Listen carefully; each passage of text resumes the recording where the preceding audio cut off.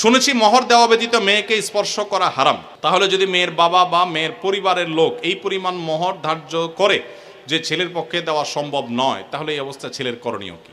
হ্যাঁ, বুঝছি আমি, প্রশ্ন কমন পায়ে পড়ে গেছে, এই তো। আচ্ছা শুনেন, যারা ঠিক ঠিক করছে এইসব হয় আবিয়াত্তা পুরুষ, আর না হলে বিয়ে করে বেচারা ফাইসা গেছে। শুনেন, ভালো করে শুনেন।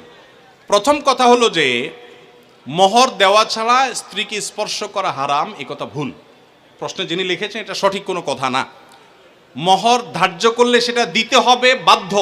আল্লাহ বলেছেন ওয়াতুন নিসা সাদুকাতিহিন্না নিহলা, তোমরা তোমাদের স্ত্রীদের মোহর পরিশোধ করে দাও, এটা তাদের প্রাপ্য অধিকার, এটা দিয়ে দিতে হবে, এটা ক্লিয়ার। তবে সে দেওয়াটা আপনি নগদও দিতে পারেন, পরেও দিতে পারেন।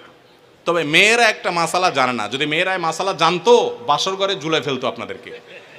মাসালাটা হলো, যদি কোনো মেয়ে দাবি করে যে মোহর যা ধার্য হয়েছে, আপনি আমার স্বামী, সবই ঠিক আছে, আগে মোহর ফেলেন তারপরে সামনে আগান, এটা যদি কোনো মেয়ে বলতে চায়, ইসলাম তাকে সম্পূর্ণ সেই অধিকার দিয়েছে। কিন্তু আমাদের সমাজে মেয়েরা মাসআলা আমার কাছ থেকে শোনার পরও বলবে না। এটা কেন বলবে না? কারণ আমাদের সমাজে পুরুষগুলো এমন রাক্ষসের মতো এবং এমন জালিম, এমন অত্যাচারী, বেশিরভাগ, সবার কথা বলছি না, যে এই কথা যদি মেয়ে বলে বাসর রাতে, ঠিক আছে স্বামী, সবই ঠিক আছে, আপনার সাথে আমার বিয়ে হয়েছে, সব ঠিক আছে, মোহর ধার্য হয়েছে, এটা আমার প্রাপ্য, আল্লাহ কোরআনে বলছেন, অতএব এটা দিয়ে দেন।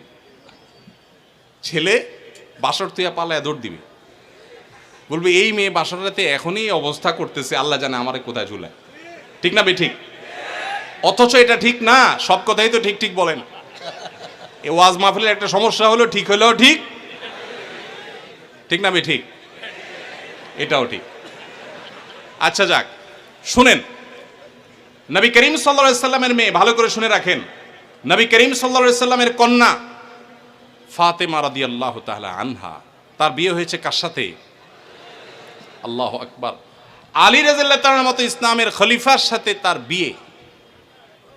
ফাতেমা রাদিয়াল্লাহু তাআলা আনহা তার বাবা নবী করিম সাল্লাল্লাহু আলাইহি সাল্লামকে বলেছেন, বিয়ে হয়েছে আব্বা, ঠিকই আছে, বাট আমার দাবি হলো মোহর যেটা ধার্য হয়েছে সেটা যেন আমাকে আগে পরিশোধ করে দেওয়া হয়। আজ আমাদের সমাজে মেয়েদের সে অধিকার দেই আমরা? এই সমাজের সবচেয়ে বেশি অবিচার আমরা পুরুষরা মেয়েদের প্রতি করে থাকি। বিয়ে করেছেন আর মোহর পরিপূর্ণ পরিশোধ করছেন, এরকম বাপের বেটা যারা, তারা হাত তোলেন। কয়টা বাপের বেটা দেখছেন এখানে? হাত গণেন তো, কয়টা হাত?